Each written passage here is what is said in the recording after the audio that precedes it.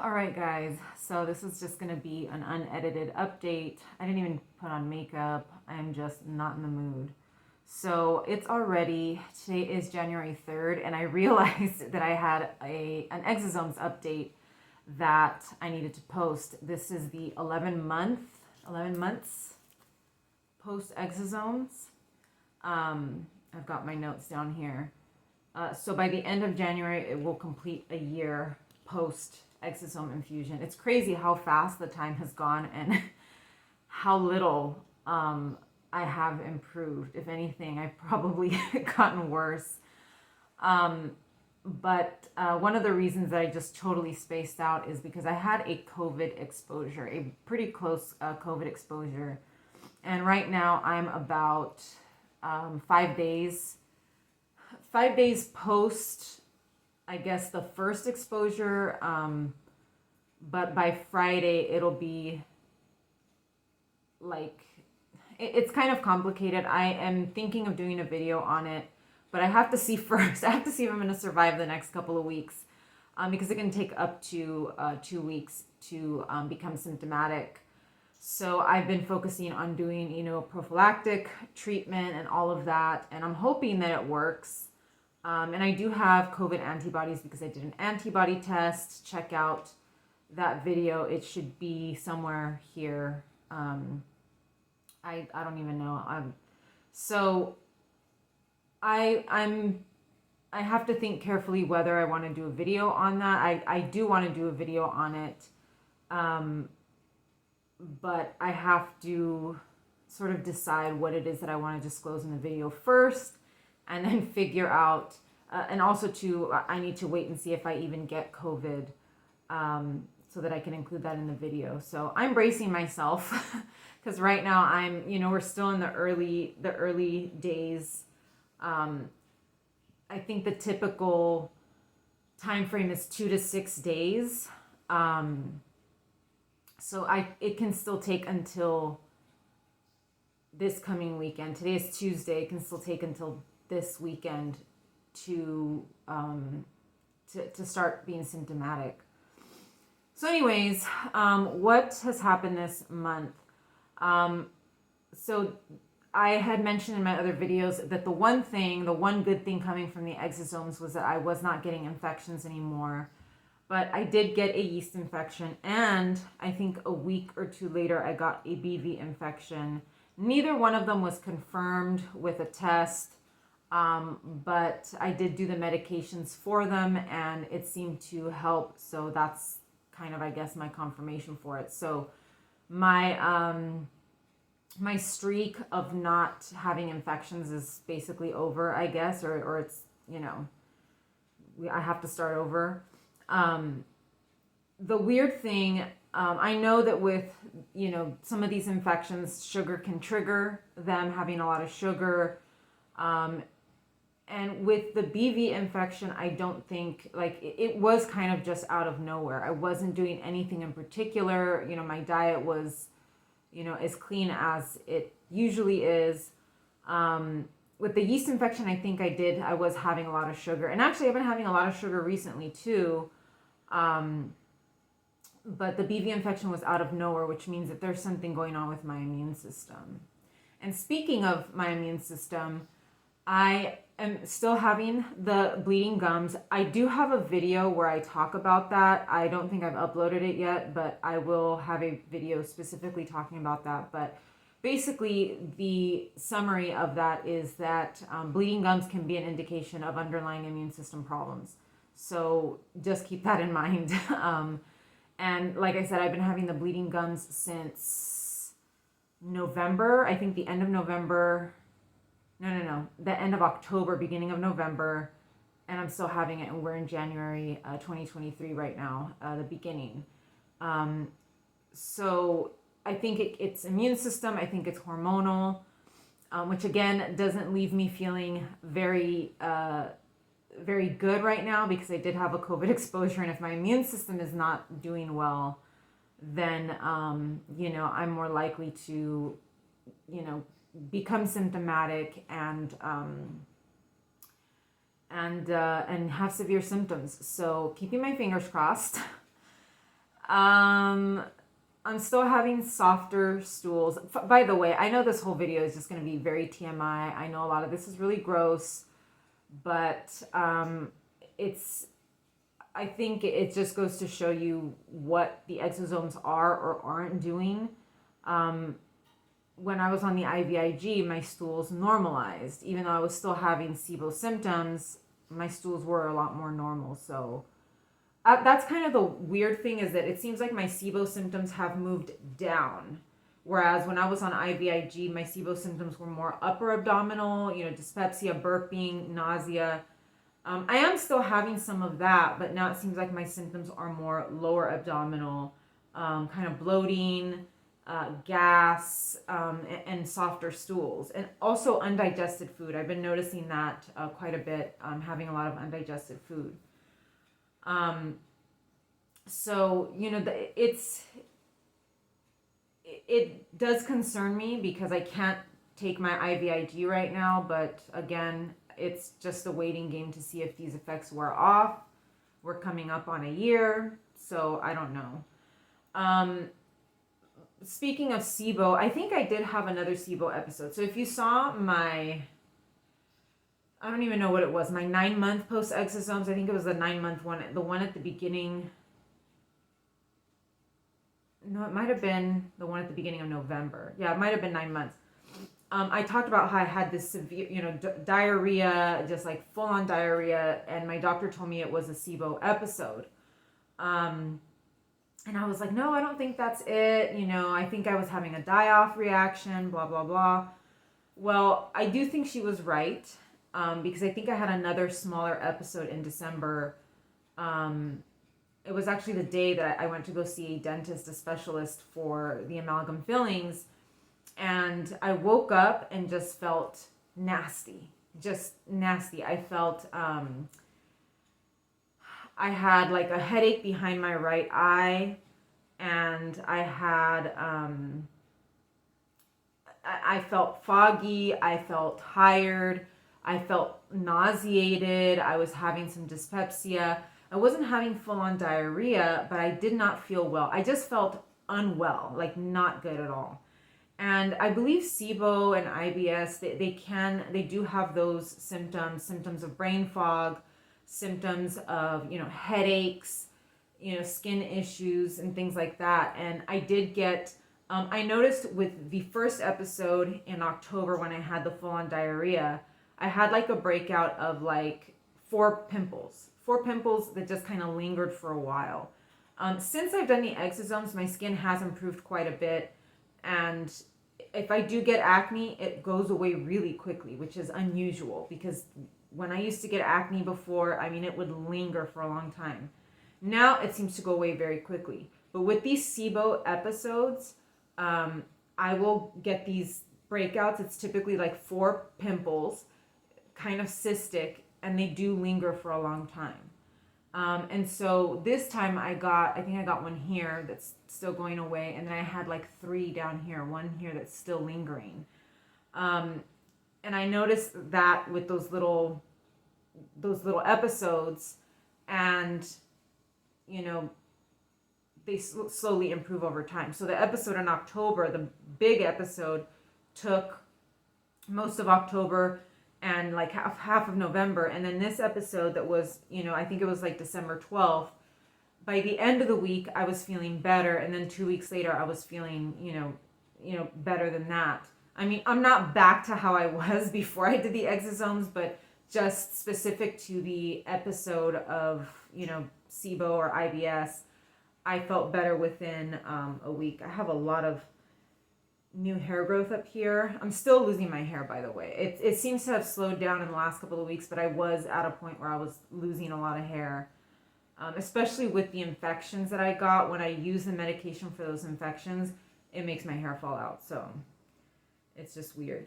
I do have SIBO medication coming. It's I think it's called Xifaxan, or that's the brand name, but I'm getting generic, and I had to order it from Canada.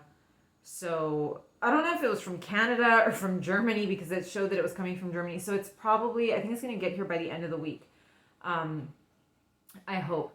But it's been, I ordered it like mid-December. And I know it was going to take a long time to arrive because the holidays, because, it's coming from a different country.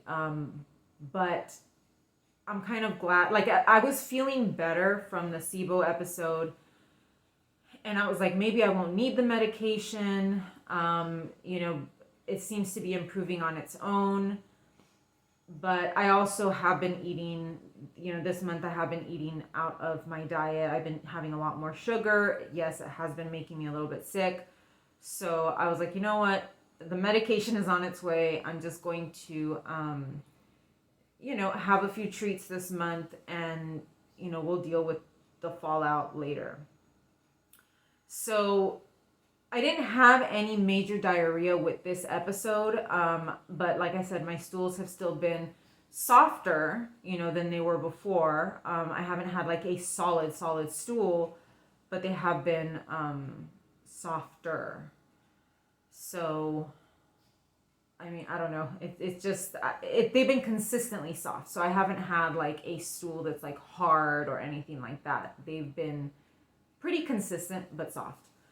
And then I did have the doctor follow-up, which I think I already posted. So that should be, I think, in the exosomes updates playlist because that's mostly what we discussed. It was a really, really rough follow-up. So I would definitely watch that video. I've been having a lot of gassiness, lots of gas. I have had episodes of joint pain, weakness, feeling, I haven't had like bad joint pain. A lot of times it's like PMS. A lot of times it comes with, the SIBO episodes.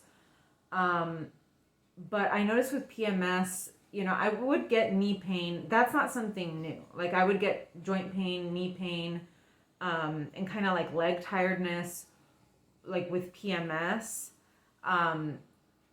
But the new thing is almost like a sharper pain or almost like a feeling, and I've talked about this in my previous updates, where it'll feel almost like my joint is loose. I don't know how to explain it. It just feels like it's loose.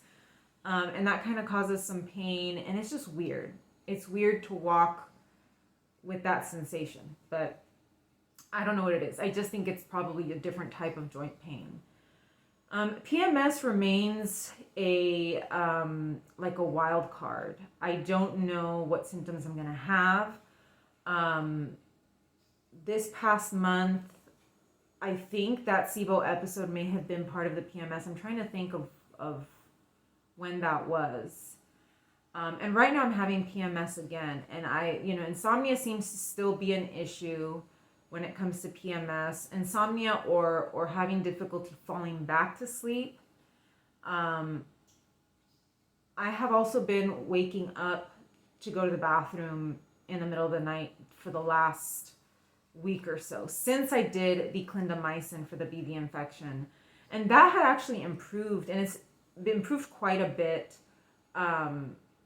this year, my actually being able to sleep through the night and to sleep consecutive hours and not have to get up and go to the bathroom. I still wake up kind of earlier and I need to go to the bathroom, but sleeping through the night without having to get up or without being woken up by needing to go to the bathroom is sort of one of the, I think, bigger improvements that I've noticed.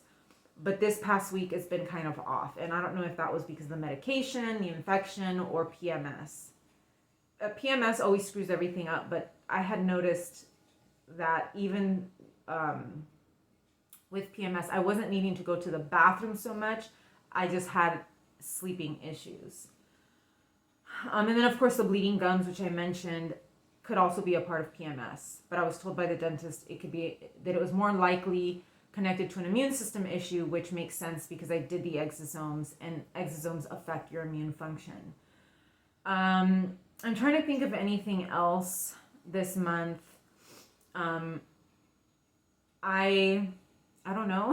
My sinuses have been bugging me, but again, I will talk to you guys about that in another video.